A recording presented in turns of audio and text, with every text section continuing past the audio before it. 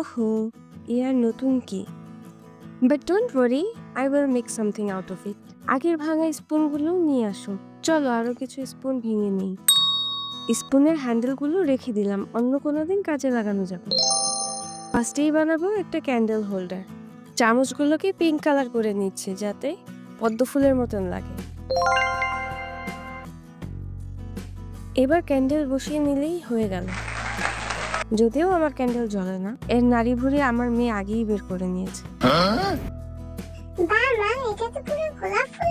গোলাপ না বুদ্ধু, এটা পদ্ম। পরে বানাবো একটা চিকেন। হ্যাঁ, এর জন্যই তো বানাচ্ছি। ফার্স্টে আমি একটা সার্কেল কেটে নিলাম, এর উপরে টিস্যু পেপার লাগিয়ে নিব। এটা হবে মুরগির বডি। এরপরে আমি মুরগির জন্য পাখা কেটে নিব। এখন সব একসাথে লাগিয়ে দিলেই আমাদের মুরগি কমপ্লিট।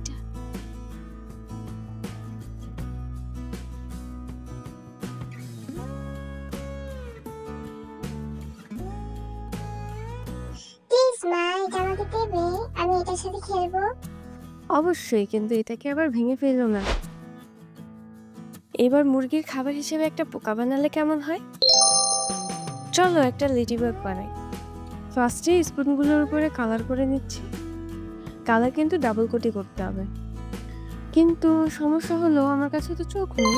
আইডিয়া, খালি ওষুধের খোসা আর টিপ দিয়ে বানিয়ে নিলাম পোকার জন্য চোখ।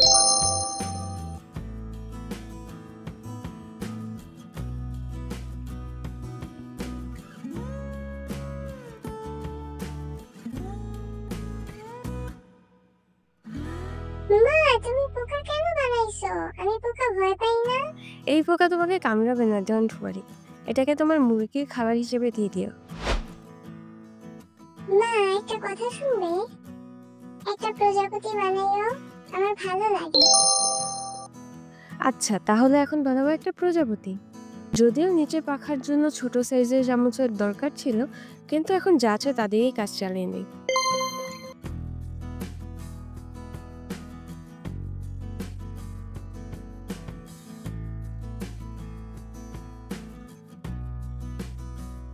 ওয়াও মা, পিঙ্ক কালার প্রজাপতি। পিঙ্ক না মা, এটা orange colour. And the final one. যদিও এখন হ্যালোইন না, but I love bats. Cricket খেলার ব্যাট না কিন্তু, বাদুর। এটাকে আমার বারান্দার ওয়ালে লাগাবো, ভালোই দেখাবে। এটাতেও সেই জোগাড় করা চোখ লাগিয়ে দিলাম।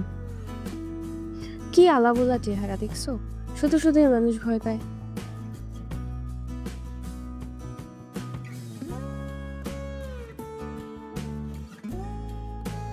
তোমার বানানো শেষ মা?